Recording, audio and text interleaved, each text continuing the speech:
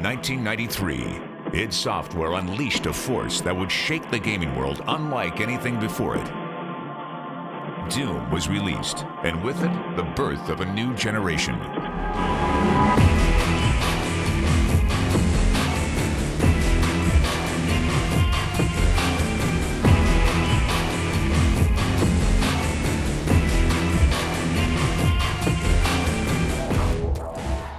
The original Doom was a really significant jump in gaming technology for the time. We were making really big strides almost every single game every year.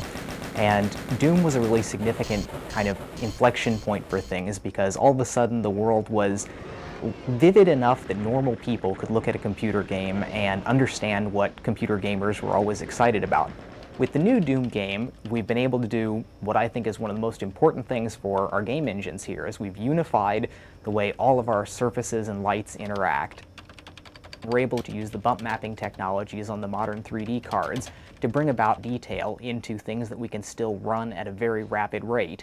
And the step in quality is just breathtaking. We're able to see pores and veins and crevices, and you're able to go ahead and see whether a scientist is having a bad hair day. Now, most of the time you don't get to see this much detail when you're just gunning down enemies, but occasionally something will happen. You'll turn around and there's a monster right there in your face. You see the slime dripping out of its mouth and blood coming off of it, and it's really taking it to a new level. The technologies that have followed from the original Doom have brought freedom to the artists who are now able to truly bring their visions to life. Gamers will no longer just play games, they will be immersed in them.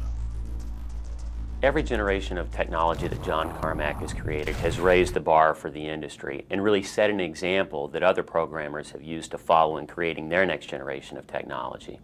Doom 3 is going to be the exact same thing. It looks awesome, and the universe that we've created is nothing short of just mind-boggling. We are going to redefine what people expect to see in a PC game experience and provide them something that they haven't had an opportunity to experience before. There's a huge difference between the way we created art back for the old Doom, for the original Doom, and the way we create art now for Doom 3.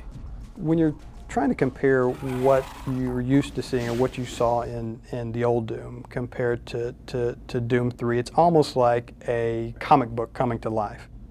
In Doom 3, we're able to create hyper-realistic environments, things that you really would only see before in a movie.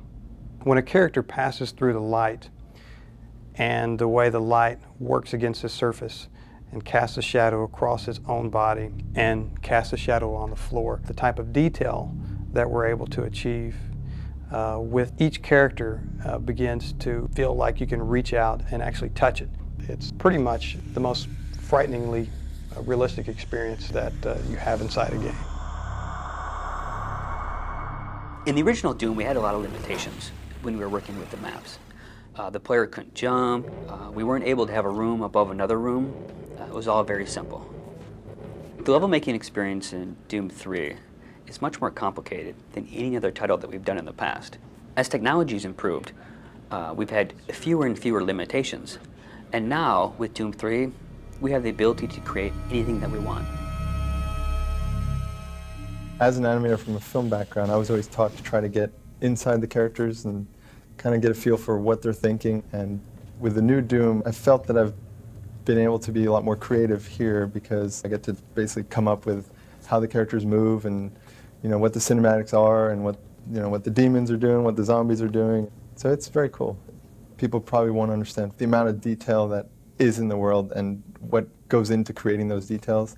All the textures are actually models. They're not just painted anymore. Everything is modeled very detailed, very high res, and then we'll build the lower res off of that, and with the new John Carmack magic, it adds all the details back in. We're getting to the point where people really enjoy having that ability to create cinematics that are basically film quality. When we were presented with the opportunity to work on Doom 3, that was a bandwagon I jumped on, with both feet and kind of rallied and said, yes, that's what we need to make because the technology was right and the time was right, and I really felt that's what fans wanted. People wanted another Doom game from id. Gamers and press alike embraced Doom as it took them through an uncomfortable journey filled with demons and monsters. A decade later, id Software brings back the title that defined the first-person action shooter and makes it one of the most frightening places to be.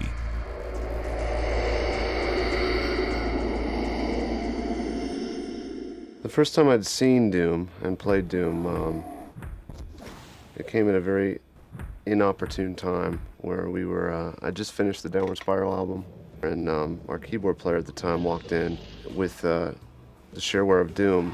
That halted any sort of work we were getting done. They put a game out that really catered to my taste. It seemed politically incorrect, and it seemed violent, and it seemed like a game that couldn't have been made by a giant company. It was fun, it was addicting. It really just struck a chord with me. The we don't give a shit attitude, that's one of the things that made it great. When I initially talked to John about the next project he was working on, and it ended up being Doom, I think one of the things that excited me about being involved in it was because games today, the technology allows a much more realistic, immersive environment. From a sound perspective, it's infinitely more creative. I'm intrigued about what we will be able to pull off in terms of really getting inside your head and making it an unpleasant place to be.